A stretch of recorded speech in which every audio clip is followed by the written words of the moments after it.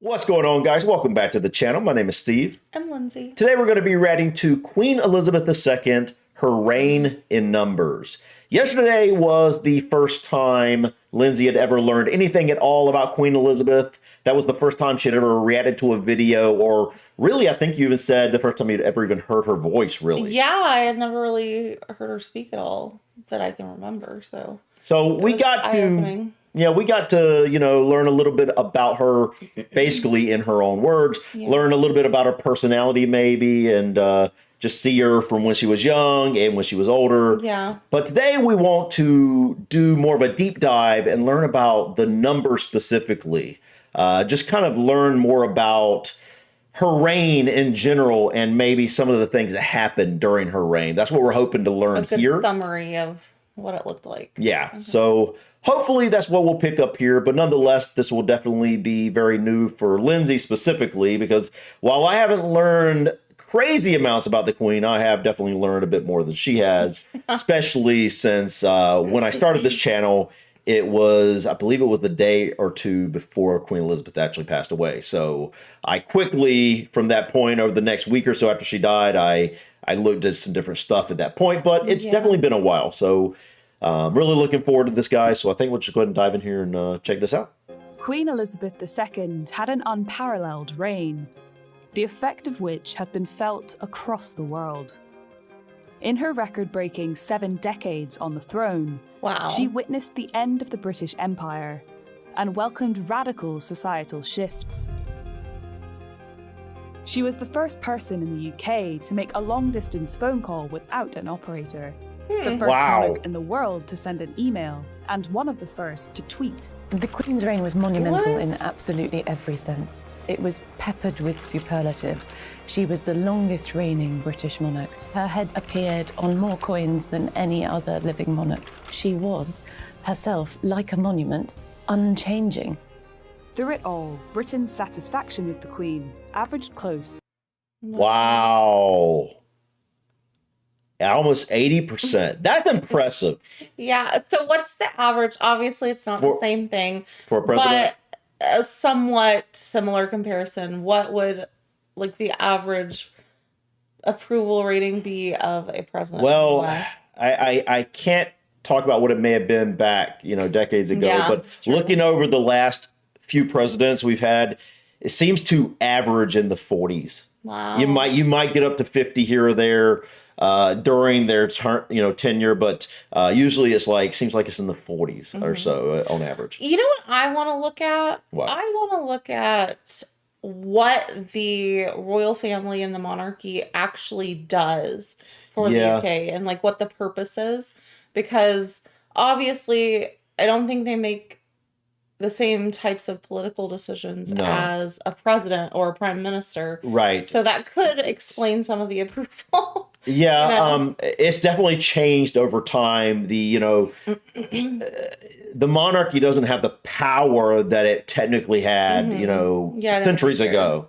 But in a lot of ways, a lot of what they do is very ceremonial, and it's kind of tradition. Tradition, and that is something we need to look into. We definitely. But that's my point, though. Why wouldn't her approval rating be so high? Because it's going to be interesting. I haven't looked yet. I wonder what. Oh, King Charles. Yeah, I wonder what his approval rating is right now. I guarantee you, it's definitely not as high as the Queen. Yeah, he's not as what's the word? From the outside looking in, he's not as charismatic as I feel like the Queen may have been. That's just part of that. Could also be a man versus a woman. A woman is just more. She was the grandmother. She was the grandmother, right? And I don't know how people have looked at King Charles throughout. Up to this point. Yeah, up until this point. I don't really understand it exactly. This is not something I've really looked into. If you guys have any recommendations around what we're discussing right now in terms of how people may look at the Queen versus the new king, that would be interesting. But what the purpose of the monarchy is. Oh yeah, absolutely. An explanation of their role, I guess, so to speak. Yeah, we need to take a deep dive into that, definitely. To 80%. Here's the story of her remarkable reign in numbers.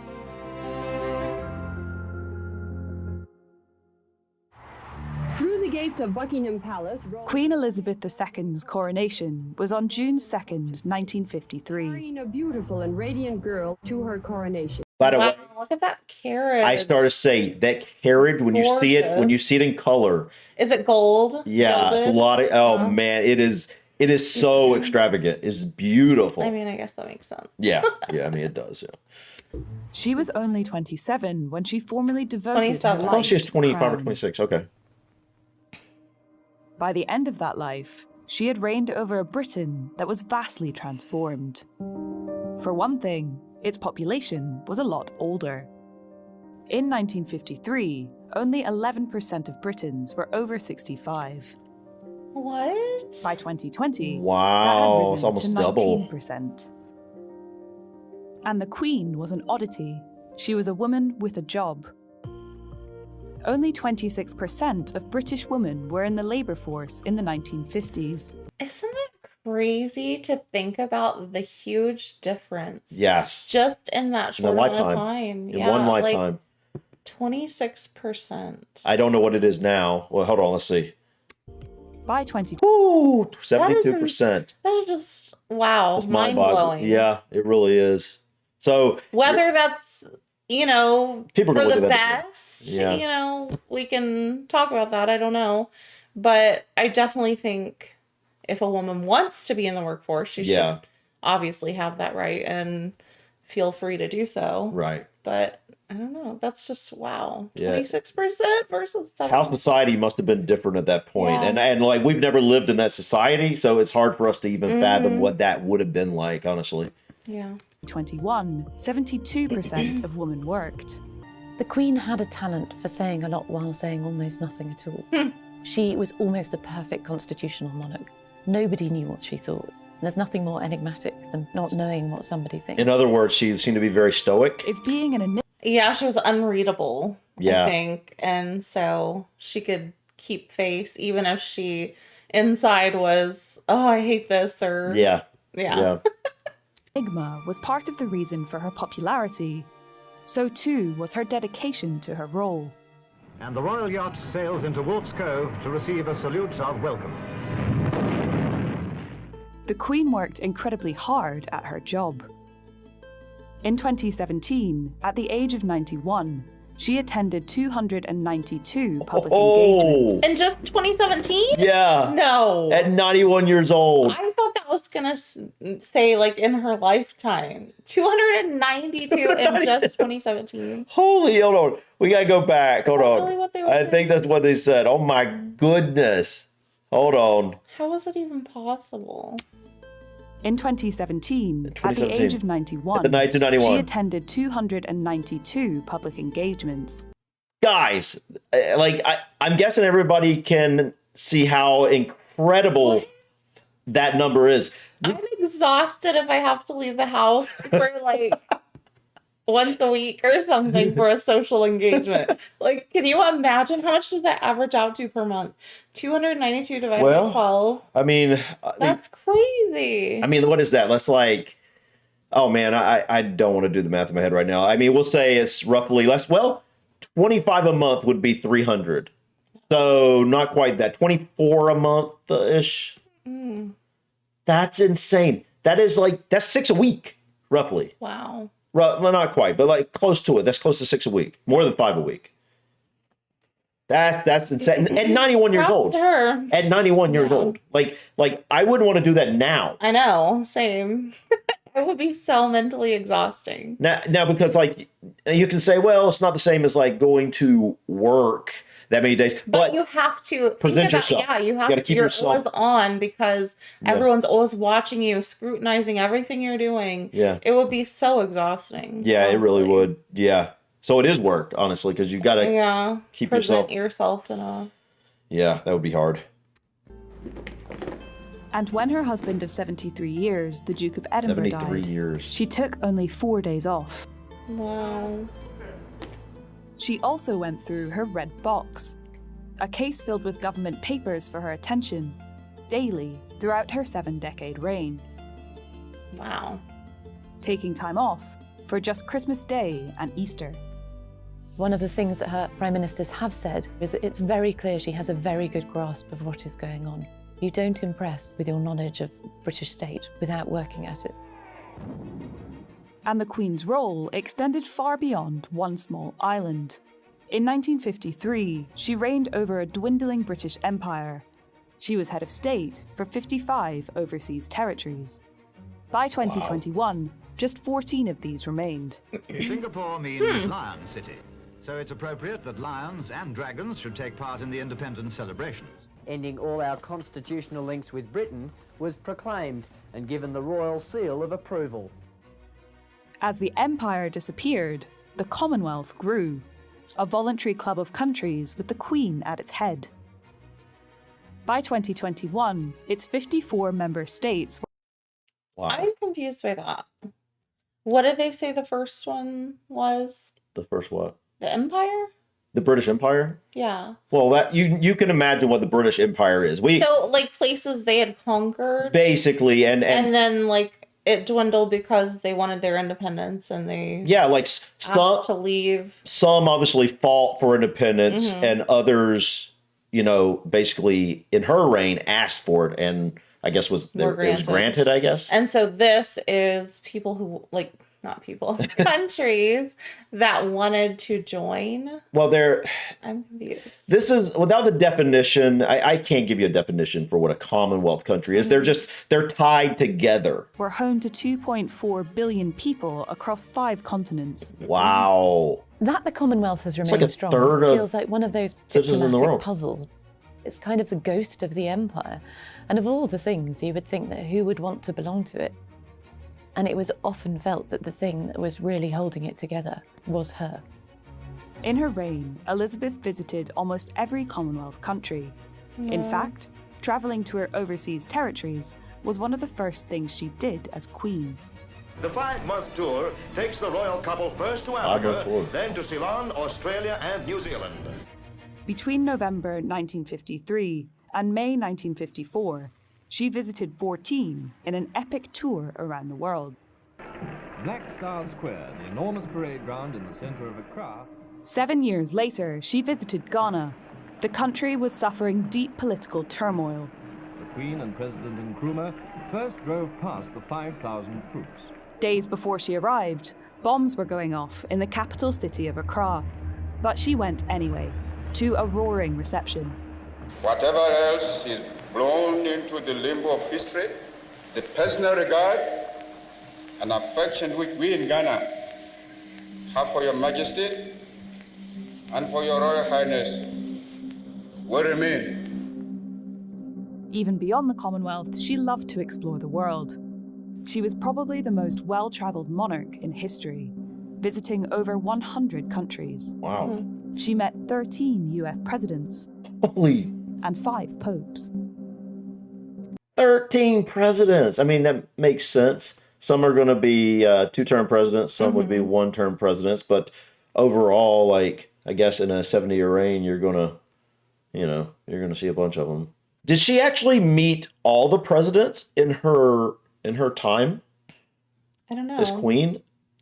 How many? I mean, I would think. I can't think of how many presidents we would have had in that period of time since the 50s.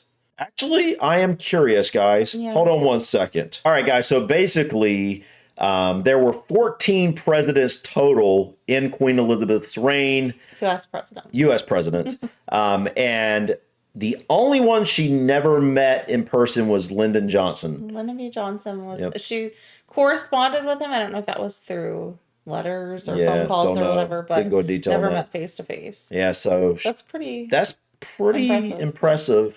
But it wasn't just the many people the Queen met whom she made an impression on.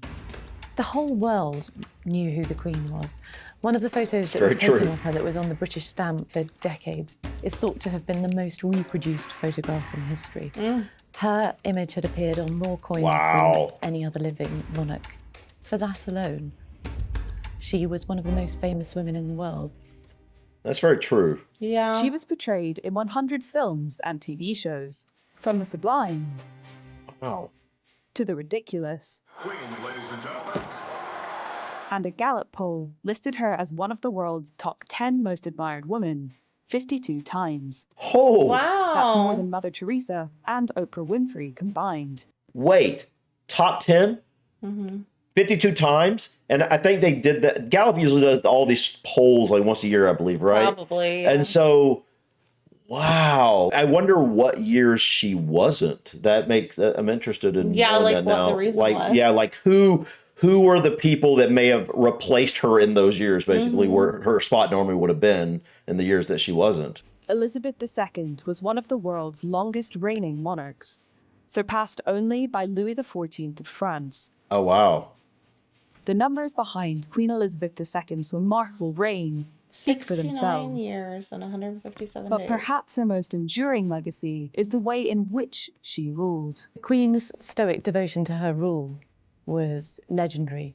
It's said that before her coronation, to get used to the immense weight of her crown resting upon her head, she used to practice by wearing it at breakfast. And in a way, she never took it off again. Wow. That was very eye-opening for me, to be honest. Yeah, considering you didn't know anything about the Queen up until yesterday, first time you looked into her at all. Now you have all these numbers in your head. 69 years and 157 days. For some reason, I thought she hit over 70 years, but I guess I was wrong. So it's just right at 70 years almost. Almost, yeah. That's incredible. What a life, man. That's like what I was going to say. Imagine the amount of change you see in that time period, especially, in her time. Mm-hmm. I mean, obviously going forward, we're going to see a lot of change, but are we going to see the same amount of change or more? I think technologically we'll see more change, but just for sure. On a social scale, I don't know if we'll see as much change. I wonder how she truly felt about it. I wonder how many people in her life really, truly knew her. Because think about all the pressure and the persona you kind of have to keep up. Not that she wasn't genuine. I'm sure she was to a degree, as much as you can be when you're in the spotlight like that. Yeah. You have to present yourself a certain way or else you won't be taken seriously or respected. But it does make you wonder how much of her life she felt seen and understood because, like she wasn't really free to truly be her whole self, you can't. So I wonder if her grandkids and saw the real side of her. Let loose more and like Yeah, because like you see the persona that, like you say, everyone has that to a degree, right? But people in a situation like the Queen, it's going to be you got to play up to a certain level when you're in public. You've got to always just be on. So I wonder if because you have to do that so much, you just are that then. After a while, after years of it, are you that, or when you come back home, are you just like, man, nobody's watching me. Hallelujah. I can finally kick my shoes off. Kick these shoes off, put my feet up on that stool there. Yeah, you do got to wonder like what that transition would look like from the public persona to the private, this is me. Yeah. Like, and how different that was. Yeah. Guys, this was interesting. Let us know in the comments what we should check out in terms of the royal family in general. And if you have any recommendations on an explanation for what the monarchy does, what the purpose is, that would be good too. Yeah, I really haven't ever done a true deep dive into that. So that would be something. Not really. I've learned a little bit here or there, but it's not something I've really, full on dove into. Cool. And looked into that specifically. But I think that's it for us today, guys. Thank you so much for stopping by. Please click that like button. Feel free to drop your comments or suggestions about this video or others. And don't forget to subscribe to continue to follow us on our journey to discover anything and everything from the UK and Ireland. Till next time, guys. Peace.